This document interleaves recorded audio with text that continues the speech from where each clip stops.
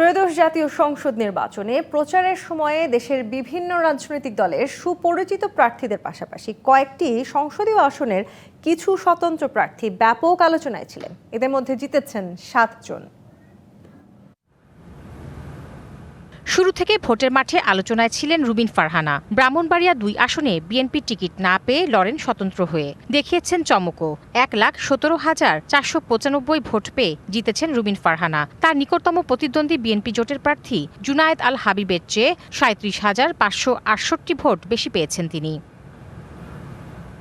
টাঙ্গাইল ৩ আসনে জিতেছেন স্বতন্ত্র প্রার্থী লুৎফর রহমান খান আজাদ। মোটরসাইকেল প্রতীকে তিনি পেয়েছেন ১,০৭,৯০১ ভোট। তার নিকটতম প্রতিদ্বন্দ্বী বিএনপির প্রার্থী SM ওবায়দুল হক ৮২,৭৬৯ ভোট পেয়েছেন।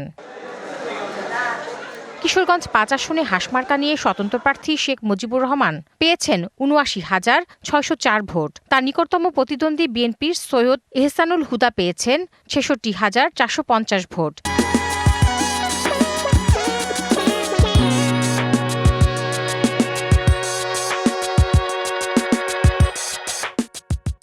এই আসনে শেখ মুজিবুর রহমান ইকবাল ১৩,১৫৪ ভোটের ব্যবধানে জয়ী হয়েছেন।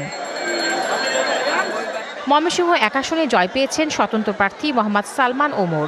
ঘোড়া প্রতীকে তিনি পেয়েছেন ১,০৮,২৬৫ ভোট। তার নিকটতম প্রতিদ্বন্দ্বী বিএনপির প্রার্থী সৈয়দ এমরান সালে ১,০১,৯২৬ ভোট পেয়েছেন।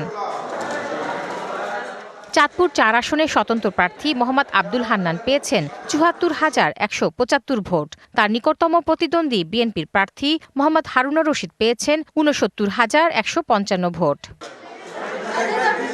দিনাজপুর ৫ আসনে বিজয়ী হয়েছেন স্বতন্ত্র প্রার্থী AZM রেজওয়ানুল হক। তিনি পেয়েছেন ১,১৪,৪৮৪ ভোট। তার নিকটতম প্রতিদ্বন্দ্বী শাপলাকলি প্রতীকে ডাক্তার আব্দুল আহাদ পেয়েছেন ১,১০,১৯৫ ভোট।